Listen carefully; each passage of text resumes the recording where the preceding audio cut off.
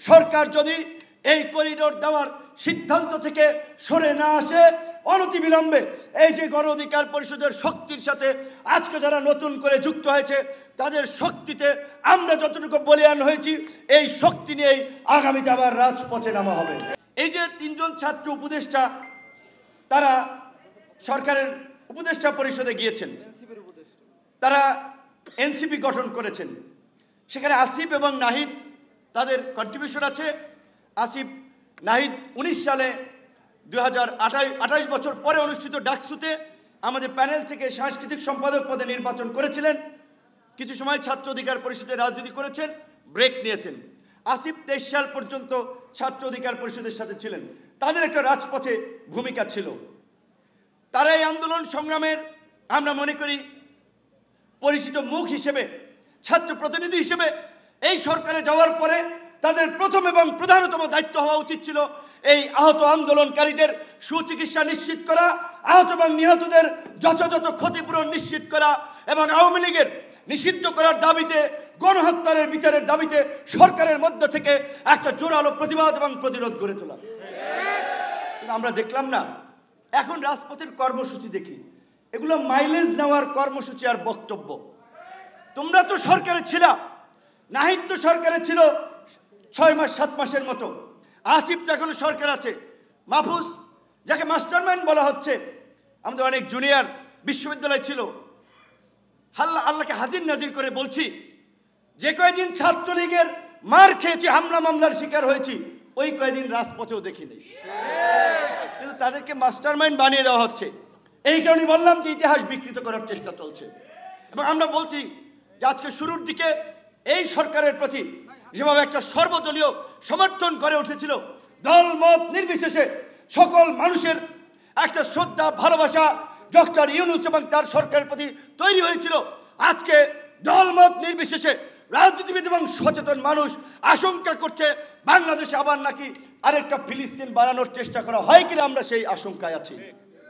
আজকে করিডোর দেওয়ার মতো সিদ্ধান্ত, আপনার ওই ফিলিস্তিনে আপনারা জানেন, ফিলিস্তিনের ভূখণ্ডে ওই ইহুদিদেরকে ওই বেলফোর চুক্তির মাধ্যমে একটু বাসস্থানের সুযোগ দেওয়া হয়েছিল। সেই ইহুদিরা আজকে মধ্যপ্রাচ্যের বিস্ফোরা পশ্চিমাদের মধ্যপ্রাচ্যে আধিপত্য বিস্তারের জন্য আজকে ইসরায়েলকে সব দিক থেকে শক্তিশালী করা হয়েছে এবং সারা বিশ্বের মানবতা ওই ফিলিস্তিনে ভুলুণ্ঠিত হচ্ছে। সমস্ত বিশ্বের ভাওতাবাজ এবং ভণ্ড নেতারা ফিলিস্তিনের প্রশ্নে চুপচাপ করে রয়েছেন। তাদের মানবতা, মানবাধিকার, ফিলিস্তিনের প্রশ্নে তাদের মুখ থেকে কথা বের হয় না। আজকে আমরা তো খুশি হয়েছিলাম, আমিও ডিনারে অংশ নিয়েছিলাম, জাতিসংঘের মহাসচিব অ্যান্টনিও গুতেরেস এসেছিলেন এখানে, খুব খুশি হয়েছিলাম আমাদের ডক্টর মোহাম্মদ ইউনূস স্যারের বক্তব্য শুনে যে আগামী বছর তারা ঈদ করবে নিজ দেশে। পরে ডিনার খাইলাম ইন্টারকন্টিনেন্টালে, এখন মনে হচ্ছে খাওয়াই দেওয়াই তো সব ভুলভাল করে দিয়ে দিছে। যে এই যে আজকে যে মানবিক করিডোরের আলাপ আলোচনা হচ্ছে, এই সরকার টেম্পোরারি সরকার, সাময়িক সময়ের জন্য সরকার। আমরা ঐক্যমতের ভিত্তিতে মৌখিকভাবে তাদেরকে সমর্থন দিয়েছি বিধায় তারা ক্ষমতায় আছে। আজকে আমাদের সাথে আলাপ আলোচনা নাই, কোনো রাজনৈতিক দল চলে না, গোপনে গোপনে তারা এই তথাকথিত মানবিক করিডোরের নামে এই যে অনেকদিন ধরে যে আলোচনাগুলো হচ্ছে, মার্কিন যুক্তরাষ্ট্রের বার্মা অ্যাক্ট কিংবা এই যে রাখাইন রাজ্যকে কেন্দ্র করে যে ভৌগোলিক রাজনীতি, ভূ রাজনীতি, আর একটা পূর্ব তিমুরের মতো খ্রিস্টান রাষ্ট্র করার যে চক্রান্ত, এখন তো মনে হচ্ছে সেই দিকেই আমরা যাচ্ছি। তাই বন্ধুগণ, পরিষ্কার করে আমরা বলে দিচ্ছি, এখন আমাদের প্রফেসর ডক্টর মোহাম্মদ ইউনূস এবং তার সরকারের প্রতি আমাদের সমর্থন আছে। তবে অবশ্যই যেই সমস্ত উপদেষ্টারা জুলাই স্পিরিটকে ধারণ করে না, গণ অভ্যুত্থানের আকাঙ্ক্ষাকে ধারণ করে না, আমরা তাদেরকে পরিবর্তনের আহ্বান জানাই। আজকে এই সরকারের উপদেষ্টা পরিষদে এমন উপদেষ্টারা আছে যারা গত 16 বছরে আওয়ামী লীগের সাথে আপোষ করে, আঘাত করে, তাদের এনজিও, তাদের ব্যবসা বাণিজ্য সব চালিয়েছে। মার খেলাম আমরা, রক্ত দিলাম আমরা, আমাদের স্ত্রীরা গর্ভবতী হয়ে রাস্তায় ঘুরে বেরিয়েছে স্বামীর জামিনের জন্য, গুম খুনের শিকার হয়ে পরিবারে আহাজারি। আর আজকে কোত্থেকে সরকার হয়েছে, জেল থেকে বাইরে এলাম, বাইরের আগেই তো স্বাভাবিকভাবে যে একটা মানসিক ট্রমার মধ্যে ছিলাম, কয়েকদিন যাইতে না করতে একটা লিস্ট তৈরি হয়েছে 16 জনের। প্রথমে আলাপ ছিল 15 জন, 2-4 জনের নাম আমরা বলেছিলাম বাদ দেওয়ার জন্য, পরে 2 জন ছাত্র যুক্ত করা হয়েছে 17, সেইখান থেকে এখন বোধহয় 24 না 25। কিন্তু কোত্থেকে যে এই নামগুলো আসলো, আমরা ভেবেছিলাম, আমরা জেলে ছিলাম, রাজনৈতিক নেতৃবৃন্দ বোধহয় জানে, তাদের সাথে আলাপ আলোচনা হয়েছে, পরবর্তীতে জানলাম কেউ জানে না এই সমস্ত নামের তালিকা। আজকে এই যে অন্ধকারে রাজনৈতিক নেতৃবৃন্দ সহ সকলকে অন্ধকারে রেখে একটা উপদেষ্টা পরিষদ গঠিত হয়েছে। শুরুর দিকে যে ভালো কাজ করতেছিল, এখন আমরা দেখতেছি বাংলাদেশের স্বাধীনতা সার্বভৌমত্বকে ঝুঁকিতে ফেলে এই মানবিক করিডোরের নামে ওইখানে আরেকটা সামরিক জোন তৈরি করার, আরেকটা পূর্ব তিমুরের মতো আরেকটা স্টেট তৈরি করার সেই অনেকের মিশনের দিকেই বাংলাদেশকে নিয়ে যাওয়া হচ্ছে। তাই আমরা এখান থেকে পরিষ্কারভাবে আমরা বলতে চাই, সরকার যদি এই করিডোর দেওয়ার সিদ্ধান্ত থেকে সরে না আসে, অনতিবিলম্বে এই যে গণ অধিকার পরিষদের শক্তির সাথে আজকে যারা নতুন করে যুক্ত হয়েছে, তাদের শক্তিতে আমরা যতটুকু বলিয়ান হয়েছি, এই শক্তি নিয়েই আগামীতে আবার রাজপথে নামা হবে। আপনারা দেখেছেন শেখ হাসিনার বন্ধুগণ ক্যাবিনেটে আমাদেরকে মন্ত্রী হওয়ার অফার দেওয়া হয়েছিল, আমাদেরকে নির্বাচনে যেতে অফার দেওয়া হয়েছিল, চাপ প্রয়োগ করা হয়েছিল, কিন্তু আমরা কোনো চাপের কাছে, প্রলোভনের কাছে নতি স্বীকার করি নাই, আমরা কম্প্রোমাইজ করি নাই।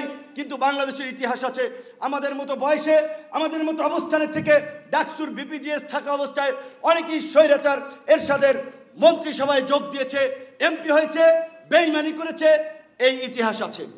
কিন্তু আমরা নিম্ন মধ্যবিত্ত পরিবারের সন্তান হয়েও সেই 2018 সালের কোটা সংস্কার আন্দোলন থেকে এই ফ্যাসিবাদের পতন পর্যন্ত বিন্দুমাত্র আপোষ করি নাই, কম্প্রোমাইজ করি নাই। তাই আজকে আমরা বলতে চাই, আজকে বাংলাদেশের মানুষের মধ্যে নতুন ধারার রাজনীতি নিয়ে যে জন আকাঙ্ক্ষা তৈরি হয়েছে, নতুন নেতৃত্বের প্রতি যে আগ্রহ তৈরি হয়েছে, আমরা তার বাস্তবায়ন করার জন্য আমাদের নেতৃবৃন্দ যদি আরেকটু ত্যাগ স্বীকার করতে প্রস্তুত থাকে, আমরা আগামী নির্বাচনে 300 আসনের প্রার্থী দিয়ে জনগণের কাছে নিজেদের বিকল্প রাজনীতি হাজির করতে চাই। বন্ধুগণ, আমরা হিসাব নিকাশ করে দেখেছি যে এখন বাংলাদেশের যে রাজনৈতিক কালচার, যে রাজনৈতিক সংস্কৃতি, অনেক ক্ষেত্রে যেই লঙ্কায় যায় সেই রাবণ হয়। বাংলাদেশের মানুষ পরিবর্তন চায়, এই দুর্বৃত্তায়িত রাজনীতির অবসান চায়। কিন্তু আপনারা লক্ষ্য করেন, আপনারা বলেন 5ই আগস্টের পরে হাসিনা এবং তার লেসপেন্সাররা পালিয়ে গেছে, আমরা বলেছি ফ্যাসিবাদের পতন হয়েছে, কিন্তু মানুষের দুর্ভোগ কি কমেছে? এই যে পাড়া মহল্লায়, হাট বাজার, শিল্প নগরী, ব্যবসা প্রতিষ্ঠান সমিতি, বিভিন্ন জায়গায় চাঁদাবাজি, দখলবাজি, কোনো কিচ্ছু বন্ধ হয় নাই। সরকারি প্রশাসন এখনো অনেক ক্ষেত্রে অনেক রাজনৈতিক কর্মীদের কাছে অসহায় হয়ে যাচ্ছে। এইভাবে তো একটা দেশ চলতে পারে না। এই জন্য তো এতগুলো মানুষ লড়াই সংগ্রাম করে নাই। তাই আমরা সিদ্ধান্ত নিয়েছি, আগামী নির্বাচনে জনগণের কাছে নিজেদেরকে বিকল্প হিসেবে উপস্থাপন করার জন্য, জনগণের কাছে নতুন নেতৃত্ব নিয়ে হাজির হওয়ার জন্য আমরা 300 আসনে প্রার্থী দিতে চাই। আজকেও যারা যুক্ত হয়েছে, আশা করি তাদের মধ্যেও অনেকেই সংসদ সদস্য প্রার্থী হিসেবে নির্বাচন করবে। একই সাথে আজকে এখানে যারা আছেন, গ্রামে যারা আছেন, প্রত্যেকের প্রতি আমার সর্বশেষ আহ্বান হচ্ছে, আমাদেরকে মানুষের কাছে যেতে হবে, মানুষের কথা শুনতে হবে। এখনো অনেক জায়গার মানুষ ভয়, ভীতি, আশঙ্কা, আতঙ্কের মধ্যে আছে। হাসিনার আমলেই কারোর সাথে কম্প্রোমাইজ করি নাই, মাথা নত করি নাই, এখনো মাথা নত করার প্রশ্নই ওঠে না। আজকে আমাদের রনক ভাই, নীলাপা, ডক্টর জাফর ভাই সহ, আরিফ ভাই সহ তারা আমাদের দলে যুক্ত হওয়ার মধ্য দিয়ে আমি মনে করি গণ অধিকার পরিষদে আর একটা নতুন দিগন্তের সূচনা হয়েছে। গণ অধিকার পরিষদের গতিকে সারা বাংলাদেশে আরও এগিয়ে নেবে। এবং এই নেতৃবৃন্দকে আমি আপনাদের উপস্থিতিতেই এবং আমাদের যে সমস্ত নেতৃবৃন্দ আছে তাদেরকে একটা কথা বলতে চাই, রাজনীতি করলে চাওয়া পাওয়ার হিসাব নিকাশ মেলাতে আসবেন না। চাওয়া পাওয়ার হিসাব নিকাশ মিলিয়ে রাজনীতি হয় না। যে আপনাকে মনোনয়ন দেওয়া হইল, আপনি দল করলেন, মনোনয়ন দেওয়া হইল না, পরের দিন আরেক দল করলেন, এইটা একটা ভালো ব্যক্তিত্বেরও পরিচয় না। আমরা প্রত্যেককেই বলি, গণ অধিকার পরিষদ বাংলাদেশের ইতিহাসে উদাহরণ সৃষ্টি করেছে, বাংলাদেশের ইতিহাসে নতুন নজির তৈরি করেছে। বাংলাদেশের রাজনৈতিক দলগুলোর মধ্যে অভ্যন্তরীণ গণতান্ত্রিক চর্চার ক্ষেত্রে গণ অধিকার পরিষদ তার প্রথম কাউন্সিলের মাধ্যমে দৃষ্টান্ত উপস্থাপন করেছে। গণ অধিকার পরিষদের অঙ্গ সংগঠনগুলো কাউন্সিলের মধ্যে দিয়ে নেতৃত্ব নির্বাচিত হয়, যেহেতু এখন পর্যন্ত জেলা উপজেলায় ওই ধরনের প্রতিযোগিতা একেবারে তৈরি হয় নাই, যেই কারণে জেলা উপজেলার কমিটি হয়তো আমরা এখনো আলাপ আলোচনার ভিত্তিতে দিচ্ছি, কিন্তু আগামীতে আমরা জেলা উপজেলায় কাউন্সিলের মধ্যে দিয়ে প্রত্যেকটি কমিটি দেব। কাজেই যার দক্ষতা আছে, যোগ্যতা আছে, তারা নেতা নির্বাচিত হবে। নেতা নির্বাচিত হওয়ার জন্য কারো পিছে ঘুরতে হবে না, কাউকে পয়সা দিতে হবে না, কারো তোয়াজ করতে হবে না। আপনার যদি যোগ্যতা থাকে আপনি এই পার্টির শীর্ষ জায়গায় অধিষ্ঠিত হতে পারবেন। এবং আমি এটা বলি, এই পার্টি আমার পার্টি, রাশেদ খানের পার্টি 2018 সালে কোটা সংস্কার আন্দোলন করছে কিছু ছাত্ররা, তাদের পার্টি না, এটি ছাত্রদেরও পার্টি না। এই দলের অল ক্লাসেস অফ পিপল, বিভিন্ন শ্রেণী পেশার মানুষের একটা রিপ্রেজেন্টেশন আছে এবং আমরা সেটা নিশ্চিত করেই গণ অধিকার পরিষদকে একটা সার্বজনীন পার্টি বা দল হিসেবে গড়ে তোলার চেষ্টা করেছি, করব